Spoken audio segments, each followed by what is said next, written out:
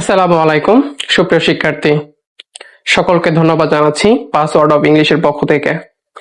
আজকে আমি তোমাদের সামনে একটি গুরুত্বপূর্ণ ক্লাস নিতে যাচ্ছি। ক্লাসটি হচ্ছে প্রেপোজিশন, পার্টস অফ স্পিচের ভিতরে সবথেকে সহজ একটি টপিক, আবার সবথেকে কঠিন একটি টপিক। কেমন সেটা আমরা ব্যাখ্যায় গেলেই বুঝতে পারবে। তবে এটা সহজ করে নিলেই সহজ, এবং এটা যদি কঠিন ভাবো তাহলেই কঠিন। তো আমি তোমাদেরকে চাচ্ছি কিভাবে এটা সহজভাবে তোমরা মুখস্থ করতে পারো এবং কিভাবে পরীক্ষাতে আনসার করতে পারো।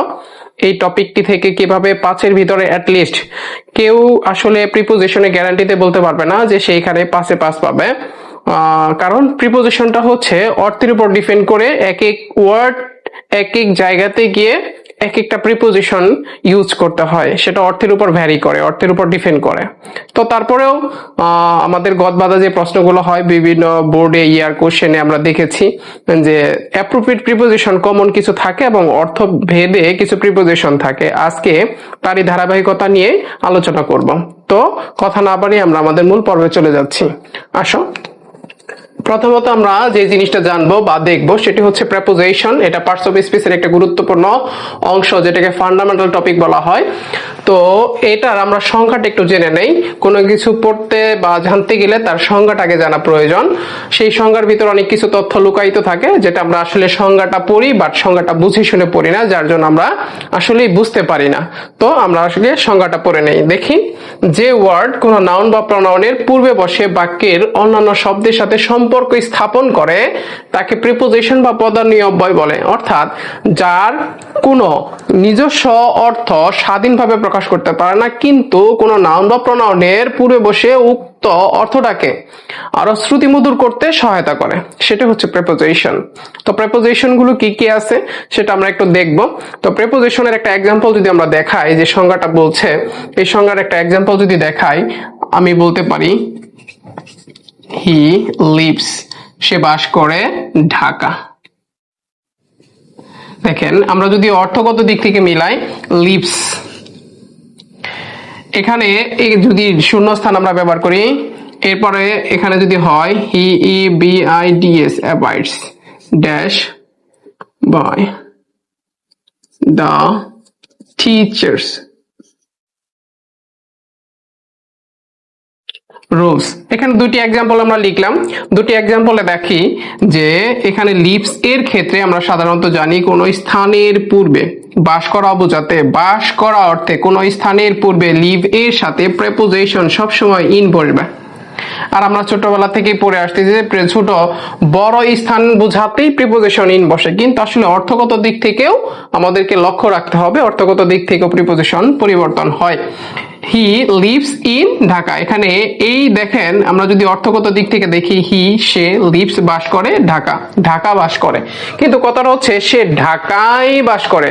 আয় প্রত্যয় যেটাকে বলা হয় অন্তস্থ পাওয়া যায়, এ অ অন্তস্থ, এগুলো হচ্ছে আমরা সাধারণত ক্রিয়া ও প্রকৃতি যারা পড়েছ, কৃত প্রত্যয় তদ্ধিত প্রত্যয় ক্রিয়া বিভক্তি যারা পড়েছ, তারা সাধারণত বাংলার সাথে প্রিপোজিশনের একটা সুসম্পর্ক খুঁজে পাবে। তাহলে দেখো, হি লিভস ঢাকা, সে ঢাকা বাস করে না ঢাকায় বাস করে, ঢাকায়, তাহলে অন্তস্থ প্রকাশ করছে। তাহলে এখানে থাকা বুঝাইতে লিভস এর সাথে বাস করা অর্থে প্রিপোজিশন ইন বসেছে। এরপরের একটা এক্সাম্পল যদি আমরা দেখাই, হি অ্যাভয়েডস, হি অ্যাভয়েডস এর সাথে অ্যাপ্রোপ্রিয়েট প্রিপোজিশন অ্যাভয়েডস অর্থ হচ্ছে মেনে চলা, অ্যাভয়েডস এর পরে বাই বসে, সবসময় মনে রাখবা, মেনে চলা বুঝাতে, কি বুঝাতে? মেনে চলা। আরেকটা আছে অ্যাভয়েড ইন, অর্থ হচ্ছে বাস করা বা থাকা। তাহলে দেখো, দুই প্রিপোজিশন, দুইটার অর্থ দুইটা। Avoid by the teachers rules, rules মানে নিয়ম, সে শিক্ষকের নিয়মগুলো মেনে চলে। আর এখানে বলতেছে হি অ্যাভয়েডস ইন ঢাকা, যদি লিখতাম সেক্ষেত্রে স্থান বোঝালে বাস করা অর্থে অ্যাভয়েড এর সাথে বাই অর্থ মেনে চলা, আর ইন বসালে বাস করা অর্থ মিন করে। তো এগুলো হচ্ছে অর্থের সামঞ্জস্যতা বোঝানোর ক্ষেত্রে নাউন বা প্রনাউনের, কিসের? নাউন বা প্রনাউনের। পূর্বে বসে এর অর্থটাকে শ্রুতিমধুর করতে সহায়তা করে। যেমন আমরা এখানে অন্তস্থ দেওয়ায় ঢাকায়, ঢাকা বলে কোনো শব্দ হচ্ছে না, হচ্ছে কি সে ঢাকায় বাস করে। আর হি লিভস ইন ঢাকা, সে ঢাকায় বাস করে, এটা হচ্ছে। আর he avoids by the teachers rules, সে শিক্ষকের নিয়মগুলোকে কি করে মেনে চলে, শিক্ষকের নিয়মগুলোকে কি করে মেনে চলে, এটা বোঝাচ্ছে। তো দেখো আসলে শব্দের সাথে কিছু বেস প্রিপোজিশন আছে। প্রিপোজিশনের প্রকারভেদে যদি যাই আমরা, প্রিপোজিশনকে মোটামুটি আমাদের ইংরেজি পরিভাষায় সাধারণত 6 ভাগে ভাগ করা যায় সাধারণত। এর অতিরিক্ত আরো অনেক প্রিপোজিশন আছে, বাট আমাদের শিক্ষা ব্যবস্থায় সাধারণত এই 6টা প্রিপোজিশন হলেই এনাফ। 6টা প্রিপোজিশন দিয়ে আমাদের সকল কাজ কাম চলে। তো এই প্রিপোজিশন গুলো কি কি দেখি আমরা। 6 প্রকার প্রিপোজিশন পাওয়া যায়, সেটা হচ্ছে simple preposition, double preposition, compound preposition, phrase preposition. এরপর হচ্ছে পার্টিসিপল প্রিপোজিশন এবং ডিসগাইজড প্রিপোজিশন। সিম্পল প্রিপোজিশন গুলো কি, যে প্রিপোজিশন গুলো তুমি শুধুমাত্র এক সিলেবল বিশিষ্ট, এক সিলেবল কি শব্দের যে অংশ একবার উচ্চারিত হয় এবং তার মধ্যে কমপক্ষে একটি ভাওয়াল থাকে, সেটা হচ্ছে এক সিলেবল, অর্থাৎ যেটা তুমি একবার করে উচ্চারিত করতে পারবা, একবার করে উচ্চারণ হবে, সেগুলো হচ্ছে সিম্পল প্রিপোজিশন। যেমন ইন একবার উচ্চারণ করেছো, উইথ এটা একটা প্রিপোজিশন, আউট এটা একটা প্রিপোজিশন, একবার করে একক সিলেবল বিশিষ্ট, গুলো হচ্ছে সিম্পল প্রিপোজিশন। এরপর হচ্ছে ডাবল, যে সমস্ত প্রিপোজিশন গুলো তোমার হচ্ছে একের অধিকবার উচ্চারণ করতে হয়, মানে 2বার উচ্চারণ করতে হয়, সেগুলোকে ডাবল প্রিপোজিশন বলে।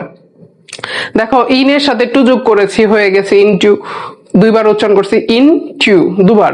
এরপর হচ্ছে উইথ ইন 2বার, উইথ আউট 2বার করে। দেখো তাহলে ডাবল প্রিপোজিশন চিনবা কিভাবে, এটা হচ্ছে 2বার করে উচ্চারিত হবে, কবার 2বার করে উচ্চারিত হবে। এরপর হচ্ছে কি কম্পাউন্ড প্রিপোজিশন, আমরা সাধারণত এটাকে প্রকাশ করতে চাই, আমি শর্টকাটে যেটা বুঝি সেটা হচ্ছে বাংলায় যেভাবে আমরা সন্ধি বিশ্লেষণ করি বা সন্ধি বিচ্ছেদ করি, সন্ধির মতোই এটা।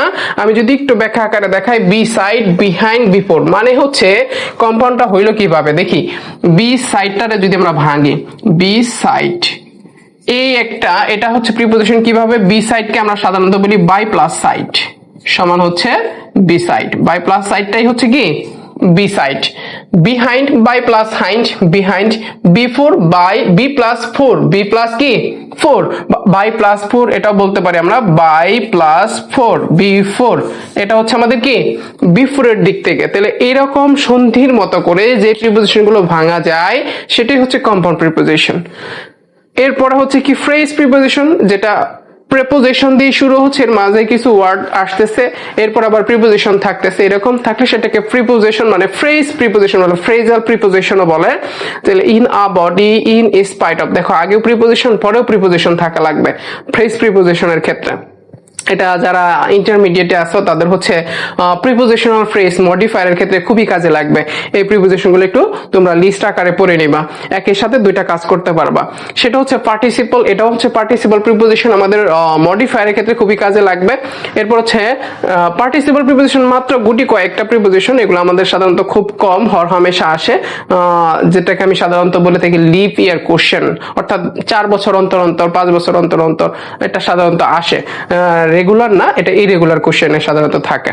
ডিসগাইজড প্রিপোজিশন, এটা থাকবে বাট বোঝা যাবে না, এরকম কিছু ছদ্মবেশী পদান্বয়ী অব্যয়, যেমন he eats twice a day, তাহলে দিনে বলছে সে একদিনে কতবার খায়, 2বার খায়, তাহলে twice in a day, twice এখানে এর আগে একটা ইন হবে, এটাই হচ্ছে ডিসগাইজড। বাট দেখো অর্থের কোনো তারতম্য হচ্ছে না, যা অর্থ আছে তাই হচ্ছে, বাট প্রিপোজিশনের অর্থটা এটার সাথে লিংক আকারে আছে, যার ফলশ্রুতিতে আমরা বুঝতে পারি এটা ডিসগাইজড প্রিপোজিশন, যেটা বাক্যে থাকবে না বাট অর্থটাকে শ্রুতিমধুর করতে সহায়তা করতেছে, এরকম বোঝালে সেটা হবে কি ডিসগাইজড প্রিপোজিশন। এরপরে তোমাদের সাথে অতি গুরুত্বপূর্ণ একটা কথা শেয়ার করতে যাচ্ছি, সেটি হচ্ছে তোমরা এখনো বিশেষ করে আমার ইন্টারমিডিয়েটের ব্যাচের ম্যাক্সিমাম স্টুডেন্ট আমি দেখি প্রায় আসে, নতুন স্টুডেন্ট যারা, তাদেরকে দেখি যে তারা এখন পর্যন্ত কোনটা প্রিপোজিশন কোনটা আর্টিকেল এটাই জানে না। আর্টিকেলের ভিতরে প্রিপোজিশন দিয়ে আনসার করে, আবার প্রিপোজিশনের ভিতরে আর্টিকেল দিয়ে আনসার করে। এটা হচ্ছে একদম আমার কাছে ব্যাপারটা খুবই অড লাগে। তোমরা আসলে দেখো as a student, as a শিক্ষার্থী হিসেবে তোমাদের কোন আনসারটা কি উপাদান দিয়ে আনসার করতে হয় সেই উপাদানগুলো ভালোভাবে জানা থাকা দরকার। তো তারই ধারাবাহিকতা আমি সেই কথাটা মাথায় রেখেই তোমাদের জন্য আমি এখানে সেই প্রিপোজিশনের যে লিস্ট আছে প্রিপোজিশনের, সেই প্রিপোজিশনের লিস্টটা এট এ গ্ল্যান্স তুলে ধরার একটু চেষ্টা করেছি।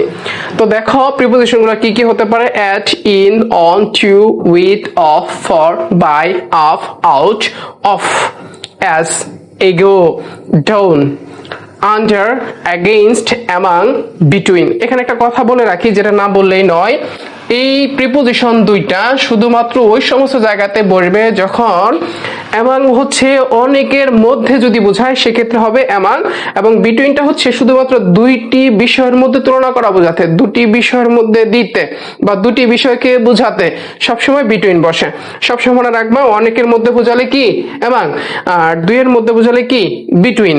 এরপর হচ্ছে সিন্স, অ্যাবাউট মানে সম্পর্কে বোঝাতে, before, beside, behind, from, within, without, into, after, above, up to, across। অনেকে এই প্রিপোজিশন তোমরা এটা জানো না যে across কি একটা প্রিপোজিশন কিনা, across কি ওয়ার্ড কিনা। যদিও বলি আমরা across হচ্ছে একটা বরাবর বোঝায়, বরাবর কোনো কিছু বললে সাধারণত across শব্দটা বলছে towards মানে কোনো কিছুর দিকে। আমরা টু কেও সাধারণত বলি, কিন্তু towards টা হচ্ছে সাধারণ অর্থে দিকে বা প্রতি বোঝাতে towards কথাটা বলে। along বরাবর, through, throughout, during। ডিউরিংটা কখন আমরা সাধারণত সিজনের আগে সাধারণত ডিউরিংটা বসাবো, সিজনের আগে।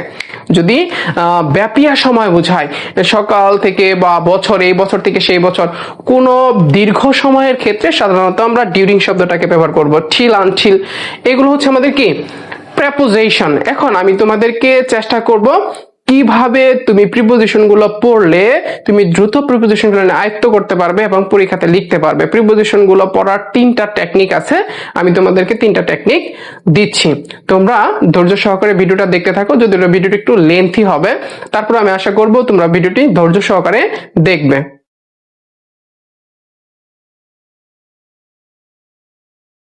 আমি তোমাদেরকে বলেছিলাম যে প্রিপোজিশন কিভাবে পড়লে তুমি নিজে আয়ত্ত করতে পারবা বা প্রিপোজিশনে সহজভাবে আনসার করতে পারবা।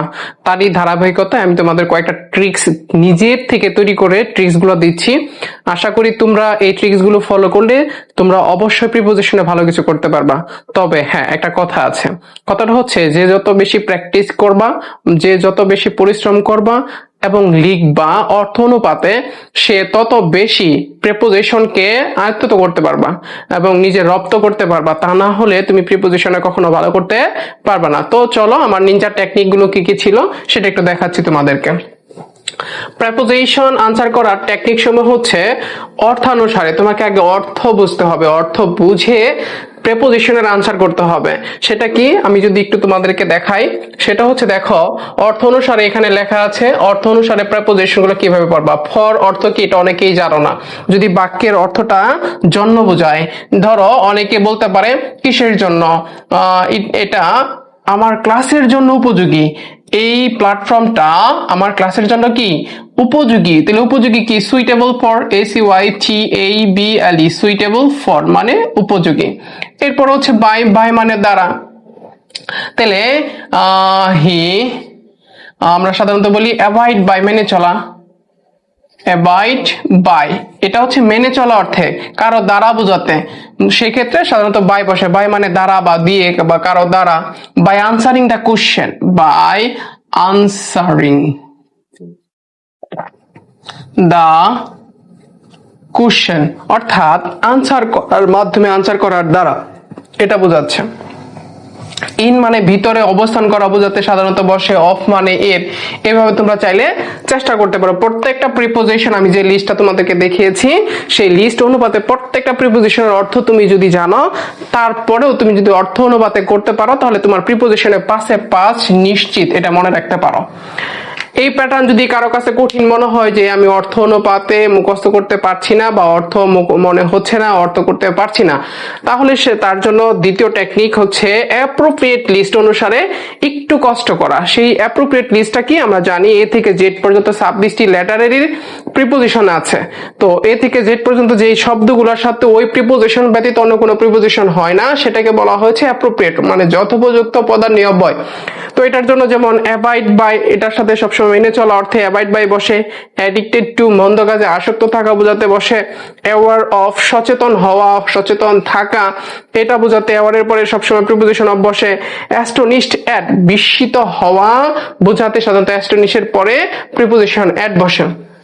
এই প্যাটার্নটা চাইলেও তোমরা করতে পারো। আমি মনে করি এই প্যাটার্নটাই সাধারণত 78% স্টুডেন্টের এটাই হচ্ছে করে থাকে সাধারণত, আর বাকি 13% বা 24% স্টুডেন্ট এটা এই প্যাটার্নটা ফলো করে, অর্থ অনুপাতে করে থাকে। আর 78% স্টুডেন্ট আমার জানা মতে, আমি যতটুকু বুঝি যে 78% স্টুডেন্ট সাধারণত এই প্যাটার্নটাকেই ফলো করে, এবং ছোটবেলা থেকেই ছাড়া সাধারণত দাগিয়ে তোমাদেরকে পড়ায় থেকে জেড পর্যন্ত এটার সাথে তোমরা সব থেকে বেশি পরিচিত। আমি যেটা মনে করি সেটা এইভাবে চাইলে তোমরা পড়ে নিতে পারো। তবে আমি আরেকটা ট্রিক্স তোমাদেরকে দিতে যাচ্ছি, 3 নাম্বার ট্রিক্স প্রেপোজিশন মুখস্থ করার জন্য। সেটা হচ্ছে, দেখো তোমাদের কাছে কেমন মনে হয়, অবশ্যই আমাকে কমেন্টে জানাবা। তো আমি এভাবে মুখস্থ করতে তোমাদেরকে উৎসাহিত করতে চাচ্ছি। সেটা কি, আগে প্রিপোজিশনটা লিখবা, মার্ক করে নিবা। বিগত আমি সাধারণত তোমাদেরকে যেটা ইনফর্ম করি সেটা হচ্ছে 2015 সাল থেকে 2025 সাল পর্যন্ত যতগুলো প্রিপোজিশন আসছে, তুমি প্রথমে আউট করো, 2 দিয়ে মার্ক করো। ধরো 2 দিয়ে কতগুলো প্রিপোজিশন আসছে, সেই 2 দিয়ে যত শব্দগুলো আসছে প্রিপোজিশনে, সেই 2 জাতীয় সকল শব্দ একত্রে করো, তোমার পড়তে সুবিধা হবে। কিভাবে দেখো, 2 দিয়ে আমার বারবার পড়া লাগলো না। 2 দিয়ে কি কি, adhere to, according to, alternative to, cling to, true to, known to. মানে এইভাবে তুমি যদি রেগুলার পড়ো, আজকে ধরো শুধু 2 দিয়ে যত প্রিপোজিশন আছে সেটা শুধু রিভাইজ করলা, পরীক্ষার আগে এক নজরে দেখে গেলা, তার মানে তোমার কাছে সব থেকে সহজ পদ্ধতি হচ্ছে এটা।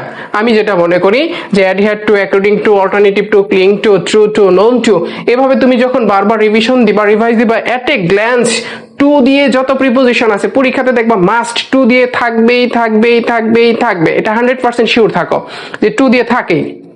টু, আমি কিছু বলি, টু, অফ, আফটার, তারপরে হচ্ছে তোমার ফ্রম।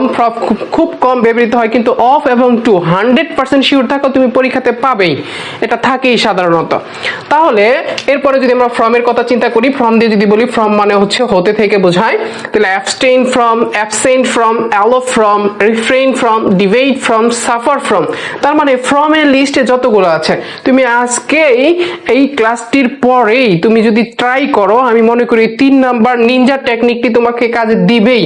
5-এর ভিতরে আর না হলেও তুমি 3 ফিক্সড থাকো যে এখান থেকে তুমি 3 ফিক্সড কমন পাবে। 100% শিওর থাকো, তুমি যদি 15 সাল থেকে 25 সাল পর্যন্ত মাত্র কয়েকটা প্রিপোজিশন আসছে এগুলা লিস্ট আকারে যদি করতে পারো এবং নোট ডাউন করে যদি ছবি কেউ আমাকে দিতে পারো, তার জন্য আকর্ষণীয় একটা গিফট থাকবে। অবশ্যই কমেন্টে ছবি যদি আমাকে দিতে পারো, আমি তাকে অবশ্যই আকর্ষণীয় একটা গিফট দিব। তো আমি এই পদ্ধতিটাই সাধারণত অবলম্বন করি। এই পদ্ধতিটা অবলম্বন করলে সুবিধা হয় যে আমাকে এলোমেলো লাগে না, মানে 2 জাতীয় সকল কিছু একবারে আমার চোখের মধ্যে ভাসে। আমি পরীক্ষার আগে রাত্রে যদি একবার দেখে যেতে পারি প্রশ্নের মধ্যে 2 দিয়ে আসবে, এটা শিওর থাকো। 2 দিয়ে ওই শব্দটা আমার মুখস্থ থাকলে, মুখস্থ করা লাগবে না, অটোমেটিক্যালি দেখবা এটাই মুখস্থ হয়ে যাবে। তুমি যখন এটা বারবার একবার পড়বা, পরীক্ষার আগে দেখবা, তাহলে তোমার জন্য অনেকটা উপকার হবে। তো আমি সকলকে বলতেছি, প্রিপোজিশন এ ভালো করতে গেলে আমাদের এই 3টা ট্রিক্স আছে। 3টা ট্রিক্সের যে কোনো একটা ট্রিক্স তুমি ফলো করতে পারো। তবে অবশ্যই আমি বলবো 3 নাম্বার ট্রিক্স কিংবা 2 নাম্বার ট্রিক্সটা সব থেকে বেশি গুরুত্বপূর্ণ বর্তমান সময়ের স্টুডেন্টদের জন্য, কারণ তারা ছোটবেলা থেকে যারা ছোট আছো তাদের জন্য বলবো তারা অর্থ অনুপাতে করার জন্য, আর যারা রিসেন্ট পরীক্ষার্থী আছো তাদের সামনে একদম সময় কম, খুবই কম সময়, বিশেষ করে এইচএসসি পরীক্ষার্থী যারা আছো তোমরা, তাদের সময় খুবই কম। তো এই অল্প সময়ের মধ্যে তুমি যদি নিজেই একটা হ্যান্ড নোট তৈরি করতে পারো, নিজের তৈরি করা হ্যান্ড নোটটা পরীক্ষার সময় পড়লে অবশ্যই তুমি ভালো করবে এবং তোমার এখান থেকে কমন থাকবে। আমি জাস্ট বলে দিয়েছি 15 সাল থেকে 25 সাল পর্যন্ত যত প্রেপোজিশন আসছে এগুলাকে তুমি যদি আনসার শিট দেখে এরকম লিস্ট আকারে করতে পারো, তাহলে তোমার জন্য অনেকটা উপকারী কাজে আসবে, এটা আমি বিশ্বাস করি। ধন্যবাদ সকলকে।